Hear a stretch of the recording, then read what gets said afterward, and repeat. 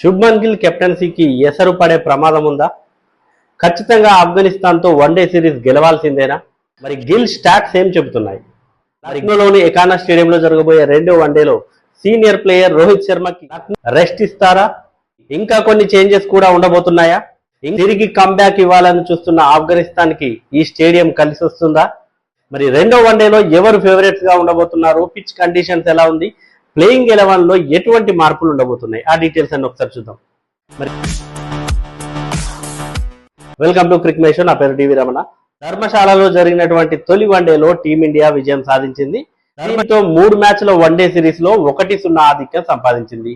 ఇక లక్నోలోని ఎకానా స్టేడియంలో జరగబోయే రెండో వన్డేలోనూ గెలిచి సిరీస్ ని ఇక్కడే గెలుద్దామని అయితే టీమిండియా డిసైడ్ అయ్యింది. రోహిత్ శర్మకి రెస్ట్ ఇచ్చే అవకాశం ఉందని అయితే చాలా మంది అంటున్నారు. ఎందుకు అంటే దీనికి రీజన్ కూడా లేకపోలేదు.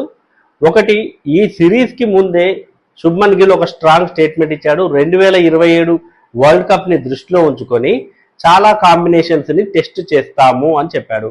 సో అందులో భాగంగానే మరి రోహిత్ శర్మకి రెస్ట్ ఇచ్చి అతడి స్థానంలో యశస్వి జైస్వాల్ ని తీసుకునే అవకాశాలు ఉన్నాయి. మరి రోహిత్ శర్మ ఈ సిరీస్ కంటే ముందు కూడా ఫిట్నెస్ ప్రాబ్లమ్ తో కొంచెం ఇబ్బంది పడ్డాడు. ఆ తర్వాత బెంగళూరులోని సెంటర్ ఆఫ్ ఎక్సలెన్స్ లో ఫిట్నెస్ ప్రూవ్ చేసుకున్నాడు. వాళ్ళు క్లియరెన్స్ ఇచ్చిన తర్వాతే ఈ ఓడిఐ సిరీస్ ఆడుతున్నాడు. మరి తొలి వన్డేలో అతని రెస్ట్ కూడా కొంచెం ప్రాబ్లం అనేది మనం చూసాము. సో ముందస్తు జాగ్రత్తగా అతడికి మరి రెస్ట్ ఇస్తారా లేదా కాంబినేషన్స్ లో భాగంగా రెస్ట్ ఇస్తారా అనేది అయితే చూడాలి. జైస్వాల్ అయితే దాదాపుగా టీంలోకి తీసుకునే ప్లేయింగ్ 11 లోకి తీసుకునే అవకాశాలు అయితే ఉన్నాయి. సో తొలి వన్డేలో అయితే ఇద్దరు డెబ్యూ చేశారు, గుర్నూర్ బ్రార్ అండ్ హర్ష్ దూబే. సో మరి మిగిలిన అన్క్యాప్డ్ ప్లేయర్ ఎవరున్నారు అంటే స్క్వాడ్ లో ఒకే ఒక్కరు ఉన్నారు, ప్రిన్స్ యాదవ్. మరి ప్రిన్స్ యాదవ్ ని ఈ మ్యాచ్ లో ఆడించే అవకాశం ఉందా? ఒకవేళ ప్రిన్స్ యాదవ్ కి డెబ్యూ ఛాన్స్ ఇస్తే ఎవరి ప్లేస్ లో అతన్ని ఆడిస్తారు? తొలి వన్డేలో అయితే ప్రసిద్ధ్ కృష్ణ వికెట్లెస్ గా ఉన్నాడు. మరి అతడి స్థానంలో ఎంపిక చేస్తారా? మరో ఇంట్రెస్టింగ్ విషయం ఏంటంటే prince Yadav already Lucknow super Giants కి ఇదే గ్రౌండ్ లో మ్యాచ్లు చాలా వరకు ఆడి ఉన్నాడు. సో అతనికి ఆ పిచ్ కండిషన్స్ కానివ్వండి, ఆ గ్రౌండ్ కండిషన్స్ కానివ్వండి, ఇవేవితే కొత్త కాదు. సో అతను డెబ్యూ చేయడానికైతే ఇది మంచి ఛాన్స్. మరి దాన్ని దృష్టిలో పెట్టుకొని మరి ప్రిన్స్ యాదవ్ ని ప్లేయింగ్ 11 లో చేర్చుతారా అనేది కూడా ఇంట్రెస్టింగ్ గా ఉండబోతోంది. ఇక అంతకు మించిన పెద్దగా చేంజెస్ అయితే ఏమీ ఉండకపోవచ్చు. సో ఆల్రెడీ అందరూ ఫామ్ లో ఉన్నారు. సో శుభ్మన్ గిల్ బ్యాటింగ్ లో మంచి ఫామ్ లోకి వచ్చాడు, 80+ రన్స్ స్కోర్ చేశాడు. కేఎల్ రాహుల్ 39 రన్స్ చేశాడు, 200 స్ట్రైక్ రేట్ తో ఆడాడు. ఇషాన్ కిషన్ కూడా 30+ రన్స్ స్కోర్ చేశాడు. శ్రేయస్ అయ్యర్ అయితే ఫామ్ లోకి రావాల్సినటువంటి అవసరం ఉంది. మరి T20కి కెప్టెన్ గా నియమించారు అతను T20 టీమ్ కి, కాబట్టి అతడు తన ఫామ్ ని అందిపుచ్చుకోవాలి. సో టీమ్ న్యూస్ అయితే ఈ రకంగా ఉండబోతుంది. ఇక బౌలింగ్ లో అయితే మనం చూసాము, బౌలర్స్ కూడా మంచి ఫామ్ లో ఉన్నారు. ఆల్రెడీ హర్ష్ దూబే వికెట్లు తీసి ఉన్నాడు, గుర్నూర్ బ్రార్ కూడా.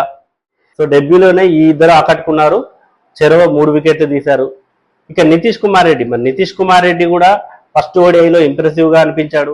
సో 1-2 చేంజెస్ తప్ప మిగతాదంతా సేమ్ టీమే ఉంటుంది. So maybe Afghanistan same team తో వెళ్ళొచ్చు. ఇక ఆ టీంలో అయితే వాళ్ళ టాప్ ఆర్డర్ పెద్ద కన్సర్న్ గా మారింది. ఇక రహ్మనుల్లా గుర్బాజ్ సెంచరీ హీరో, గత match century hero Rahmanullah Gurbaz తప్పితే టాప్ ఆర్డర్ లో ఎవరు కూడా బాగా ఆడలేదు ఫస్ట్ మ్యాచ్ లో. సిద్దికుల్లా అటల్, రహ్మత్ షా, ఇబ్రహీం జద్రాన్, వీళ్ళ మీద అయితే మంచి హోప్స్ ఉంటే వాళ్ళు ఎవరు ఆడలేదు. కానీ మిడిల్ ఆర్డర్ లో హస్మతుల్లా షాహిదీ అండ్ అజ్మతుల్లా ఉమర్ జాయి, ఈ ఇద్దరు అయితే మిడిల్ ఆర్డర్ లో కీలకం అని చెప్పొచ్చు. ఎస్పెషల్లీ ఉమర్ జాయి అటు ఆల్రౌండ్ పర్ఫార్మెన్స్ చూపిస్తున్నాడు. అతను రీసెంట్ పాస్ట్ లో కనుక చూస్తే అటు ఐపీఎల్ లో కానివ్వండి, మిగతా మ్యాచెస్ లో కూడా అతను మంచి పర్ఫార్మెన్స్ చూపిస్తున్నాడు. కాబట్టి అతడైతే కీ ప్లేయర్ గా మారే అవకాశం ఉంది. ఇక వీళ్ళకి ఎలాగో match winner, game changer Rashid Khan ఉన్నాడు, మహ్మద్ నబీ ఉన్నాడు, అల్లా గజన్ఫర్. సో వీళ్ళైతే మరి ఫస్ట్ మ్యాచ్ లో అల్లా గజన్ఫర్ వికెట్లెస్ గా ఉన్నాడు. రషీద్ ఖాన్ ఒక వికెట్ తీసినట్టున్నాడు. సో నబీ కూడా అంత ఇంప్రెసివ్ గా అనిపించలేదు, అతను బ్యాటింగ్ లో కూడా పెద్దగా రాణించింది ఏమీ లేదు. సో కాబట్టి వీళ్ళు ఖచ్చితంగా స్టెప్ అప్ అవ్వాలి. సీనియర్ ప్లేయర్స్ ఎవరైతే ఉన్నారో ఈ సిరీస్ ని కనుక అలైవ్ గా ఉంచాలంటే వాళ్ళు స్టెప్ అప్ అవ్వాల్సినటువంటి అవసరం ఉంది. కండిషన్స్ లో ఆడిన అనుభవం ఉంది. ఎకానా స్టేడియంలో కూడా ఎక్కువ మ్యాచ్లు, ఎకానా స్టేడియంలో 2 మ్యాచ్లు ఆడారు వాళ్ళు, 2 ఇంటర్నేషనల్ మ్యాచ్లు ఆడారు. అందులో ఒకటి వరల్డ్ కప్ లో ఆడారు, ఇంకొకటి వెస్టిండీస్ తో సిరీస్ సందర్భంగా ఆడారు. కాబట్టి వాళ్ళకు కూడా ఈ గ్రౌండ్ గురించి అయితే కొంత ఐడియా ఉంది.